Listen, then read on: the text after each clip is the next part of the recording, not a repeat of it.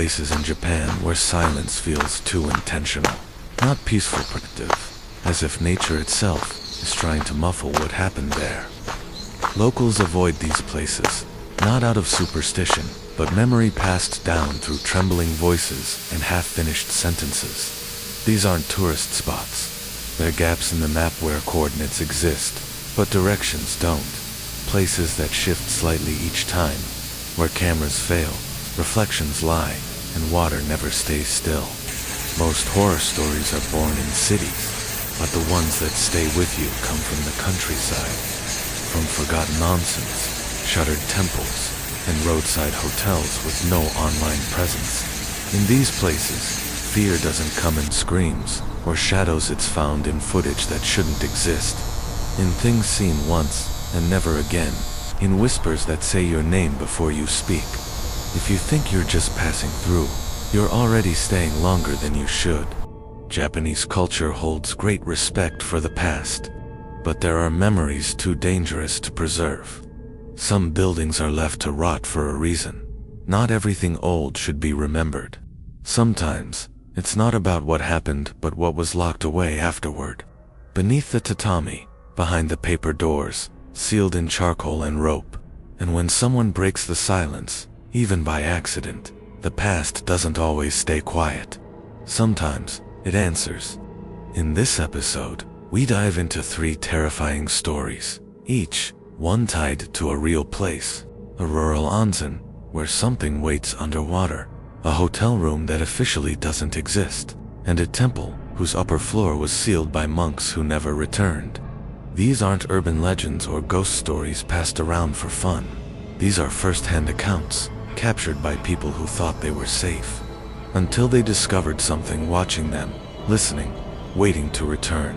What unites these stories is not the horror itself, but how quiet it is.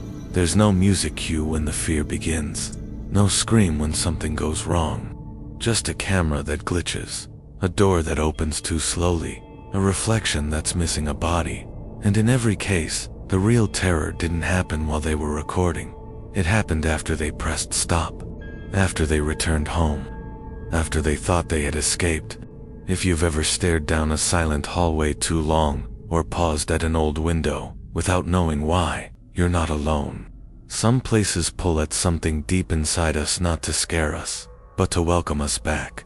Watch these stories carefully, listen closely, and if you're brave enough, subscribe to the channel and tell us where you're watching from. Just make sure no one's standing behind you, watching too.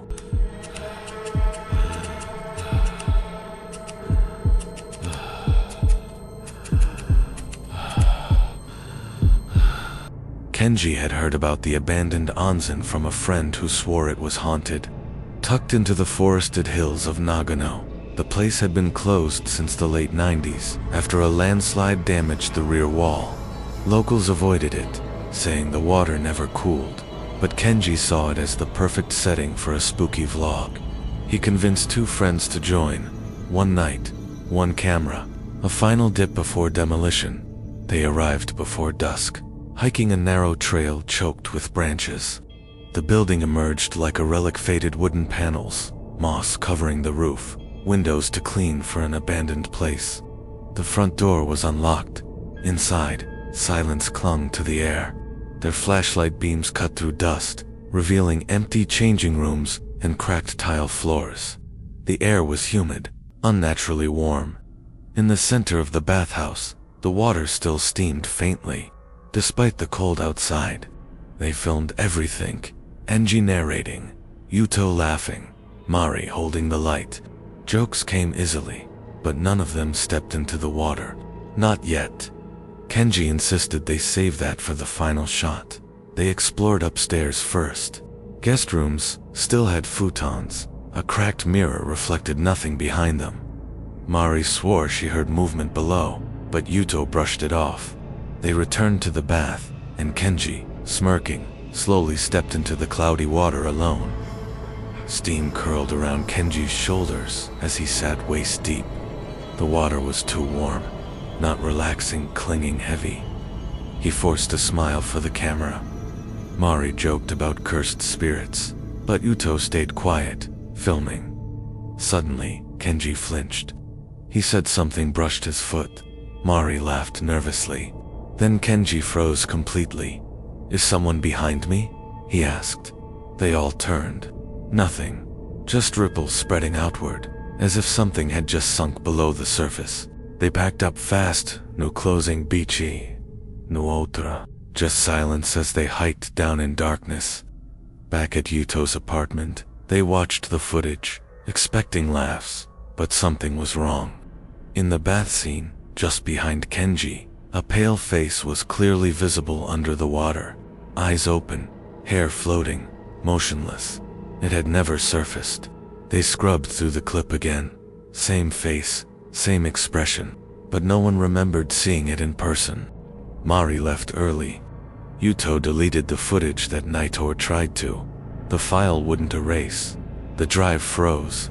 His screen flickered. Then, it played on its own. That same clip, Kenji speaking, the face underwater. Only now, its eyes blinked. Uto unplugged everything and called Kenji. No answer. He called Mari. She hadn't slept. She'd heard wet footsteps outside her window. On the 3rd floor. No balcony. No rain. Just prints on the glass. The next morning, Kenji was gone. His apartment was locked from the inside. Phone on the table. Lights off. Bathtub full. The water was warm. No one found him. Yuto sent the footage to a paranormal YouTuber. Weeks passed. The YouTuber uploaded the clip with commentary. At 3:17 in the video, viewers saw something new, someone else standing beside Kenji, unseen during recording. Not the figure in the water. Someone dry, watching, smiling. Commenters joked it was faked. Until one user posted a screenshot. The smiling person next to Kenji matched an old photo of the onsen's last owner, a woman who died in the landslide, reportedly trying to save guests, but her body was never found. The onsen never reopened. Locals say the water stayed warm because she never left. The photo made rounds. Then the YouTuber who posted it vanished. The video was taken down within hours. Mari moved away. Yuto deleted every backup, but he kept having dreams of a woman submerged, eyes wide open, mouth slightly parted. She never moved, just waited. The dreams felt longer each time, stretching into hours. One morning, Yuto didn't wake up. His bathtub was full, still warm, no sign of trauma. Only the faint smell of sulfur and something else like old wood and wet hair. The police wrote it off as a health incident. Today, the onsen is sealed off by a tall metal fence. Locals don't talk about it. Some say the water finally cooled last winter. Others say it never does if someone new visits. Occasionally, hikers disappear near that trail. Phones found, footage wiped. But sometimes a frame remains just one. And in that still image, deep in the water, something waits. Eyes wide, watching, not angry, just patient, as if expecting someone to return.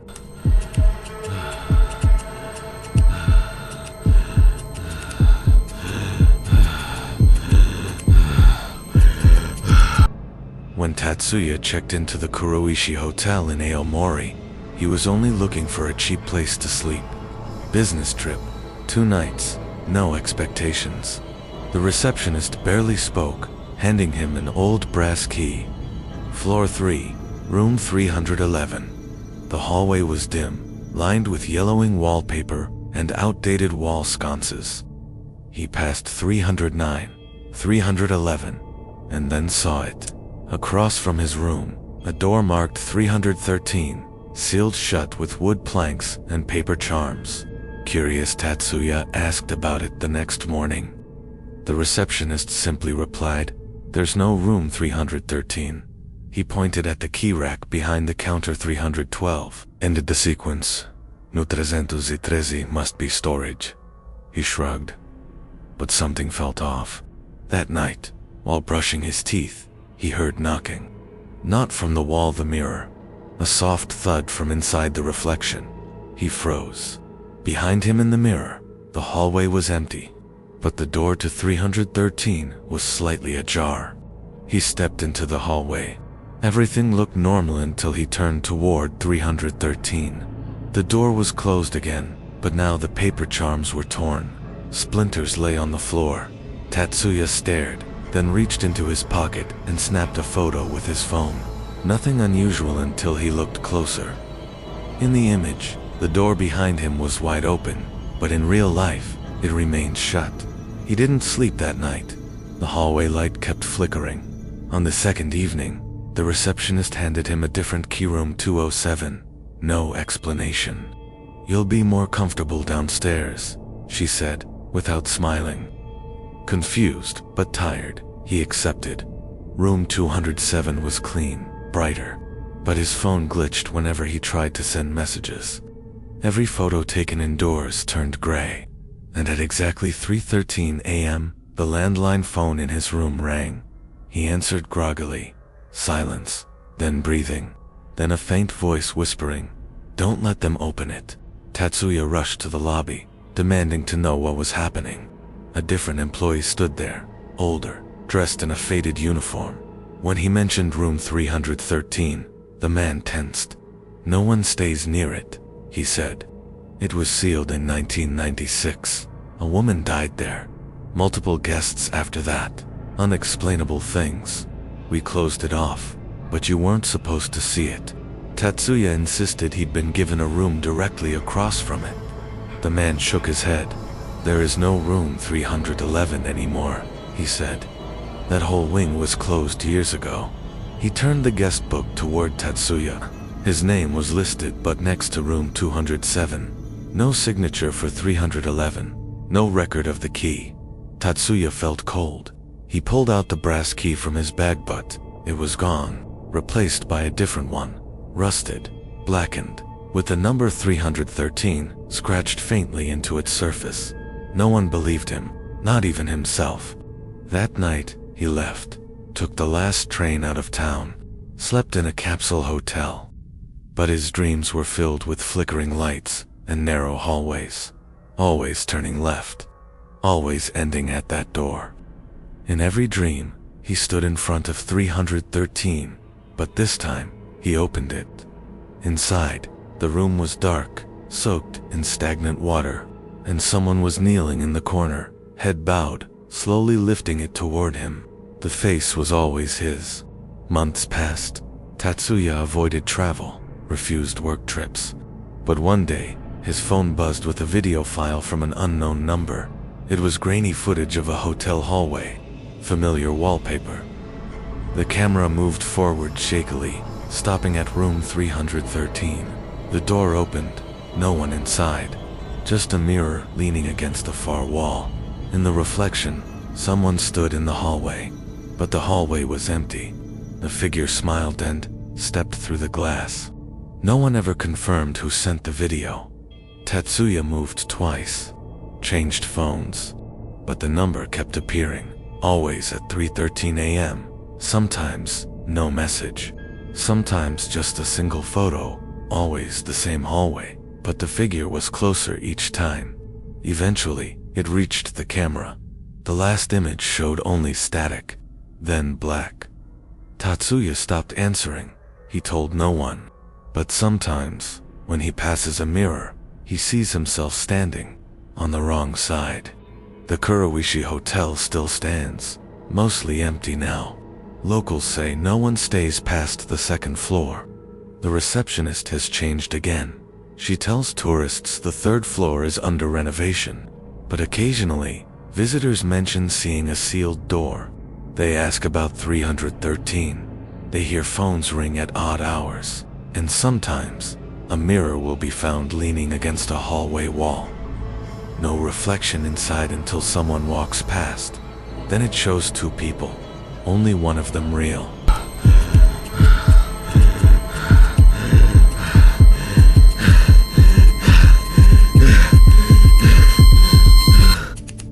Ren and his older brother Daisuke were exploring abandoned temples for a photo project.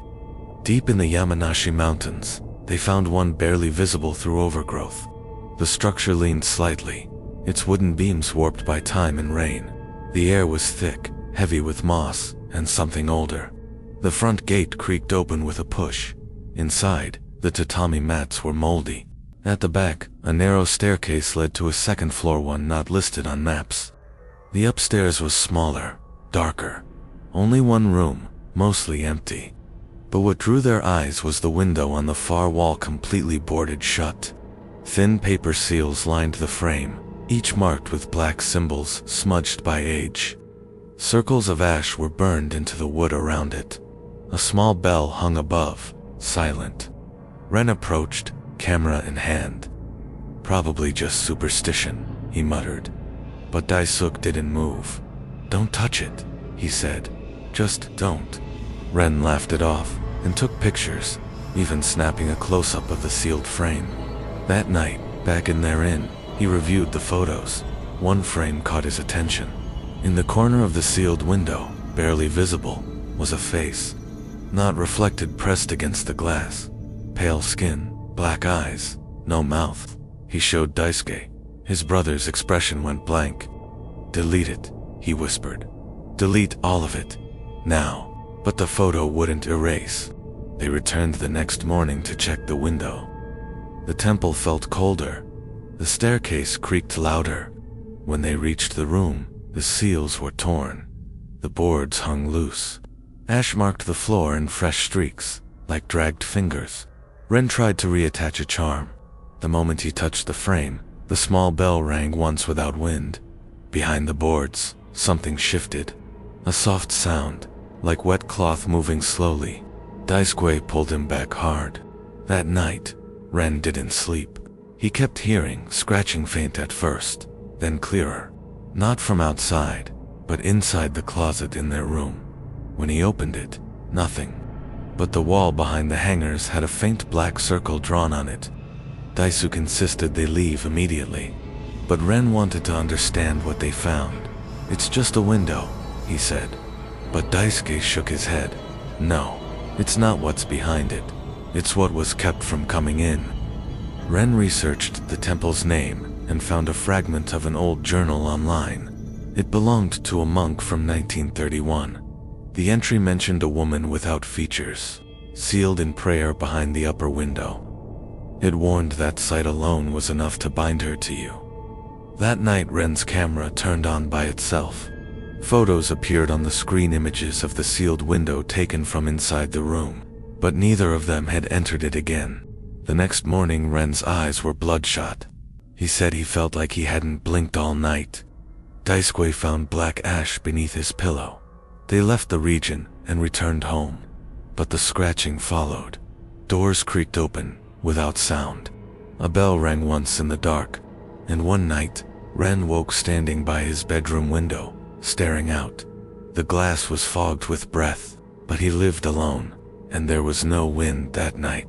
Daisuke moved to another city, hoping distance would help.